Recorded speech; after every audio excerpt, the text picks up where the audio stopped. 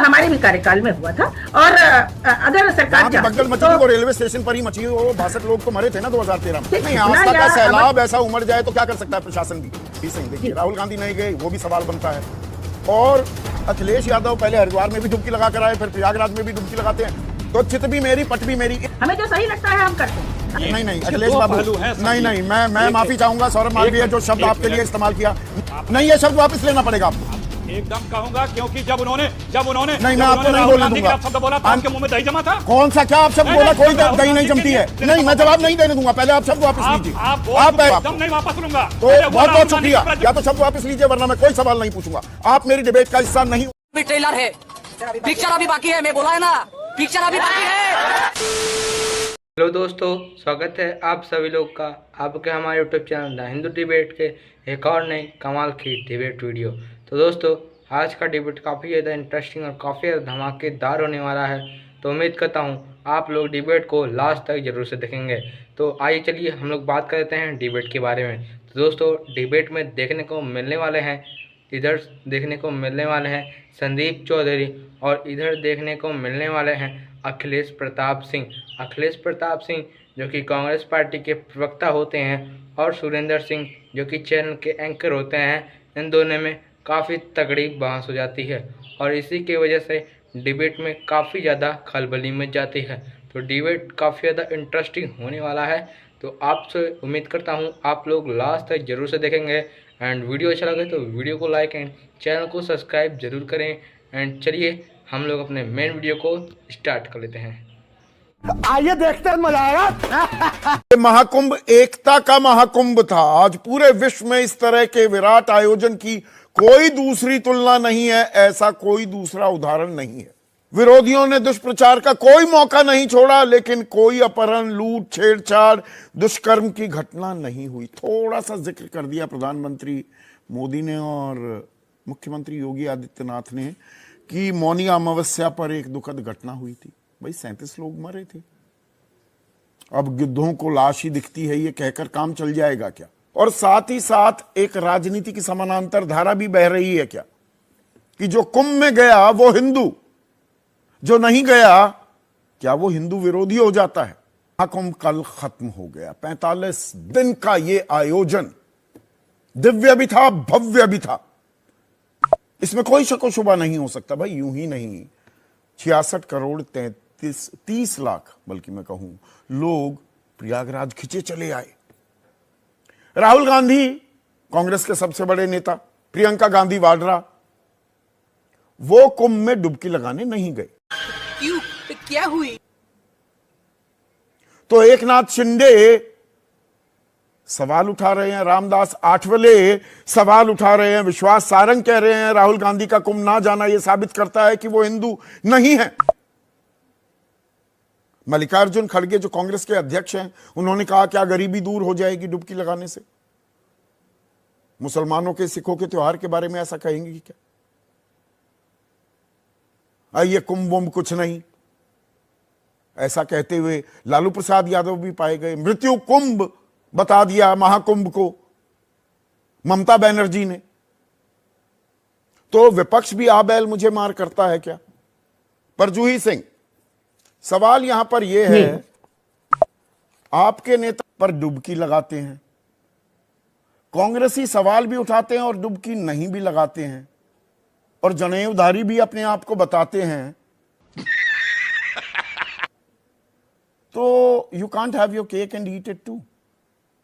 संदीप जी, जहां तक महाकुंभ की बात है तो हम तो शुरू से इसकी व्यवस्थाओं पर सरकार को सचेत कर रहे थे कि जिस तरह से आप कुंभ की तैयारी कर रहे हैं वो अच्छी नहीं हो रही है, उसमें दुर्व्यवस्था है, आप नहीं इसको मैनेज कर पाएंगे और उसका रिजल्ट आपने देखा ही।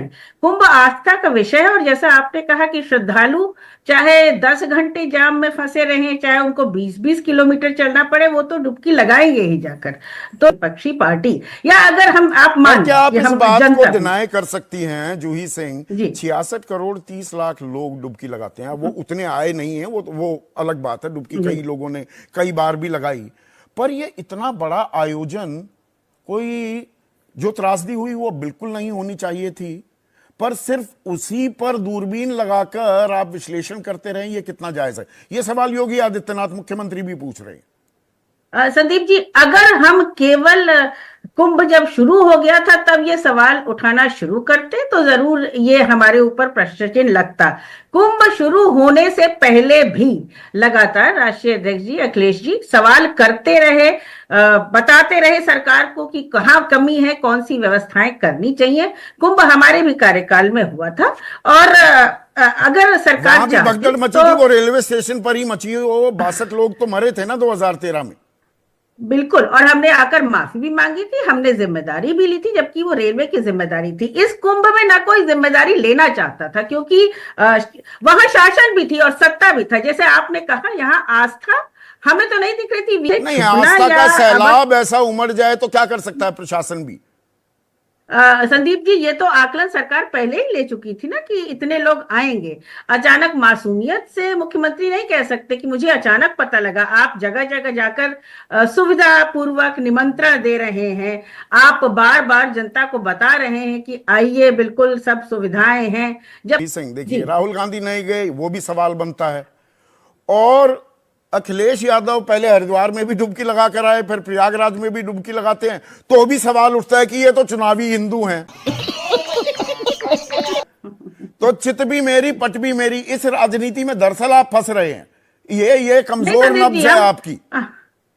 ये हम फंस नहीं रहे हैं, हमें जो सही लगता है हम करते हैं। अगर वो डुबकी लगाना चाहते थे, कुंभ स्नान करना चाहते, तो इसमें हमें ना योगी आदित्यनाथ जी की निमंत्रण की जरूरत थी, ना सरकार की निमंत्रण की जरूरत थी। बहुत सारे समाजवादी पार्टी के लोग वहां गए, बहुत सारे लोग नहीं भी गए।